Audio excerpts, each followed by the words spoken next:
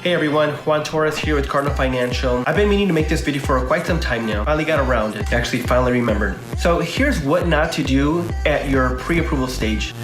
This is gonna save you a lot of money. This is gonna save you a lot of time, more importantly, and this is just gonna save you a huge disappointment. And I'm gonna make this comparison to a doctor loan officer type of a thing. So let's just say you get pre-approved, you come into my office and you say, hey Juan, I wanna get pre-approved.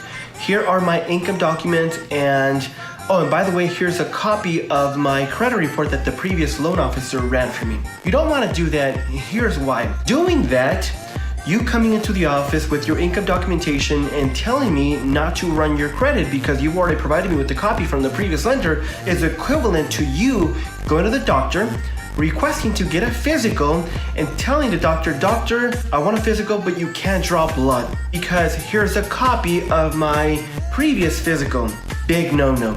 If you're gonna get a second opinion, might as well get a second opinion the right way. Let them run your credit. Have them take a look at your income documentation.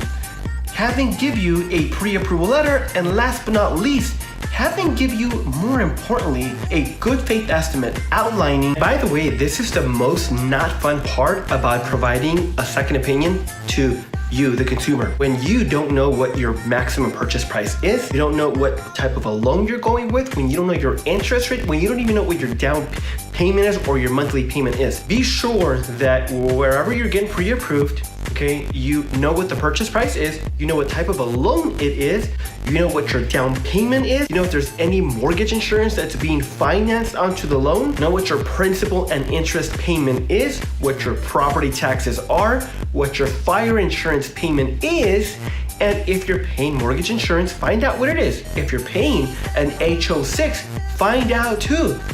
Also, make sure they've outlined your down payment, make sure they've outlined your closing costs and your prepaids. The most not fun part about providing a second opinion is the consumer is that you don't know what your total cash to close is. Get that in writing. Now, if you've gone somewhere to get pre-approved and you don't have that in writing, be sure to come to me. I will provide you with a pre-approval letter. We're gonna go over the meat and potatoes of your loan. We're gonna dive deep. We're also gonna look for several other loans if you qualify for that, right? So typically what I like to do is every time I meet with the consumer, I like to go over 2 to 3 different options that best fit their needs. Of course, after having reviewed income, credit, assets, and all that good stuff. If you've already gone pre-approved and you don't know what your maximum pre-approval is, you don't know what your loan amount is, you don't know what type of a loan you're going with, and you don't know what your payment is and or your total cash to close, reach out to me. Get pre-approved a second or third time, but this time make sure it's done with me. Make sure it's done right. Have a good day, everybody. I'll see ya.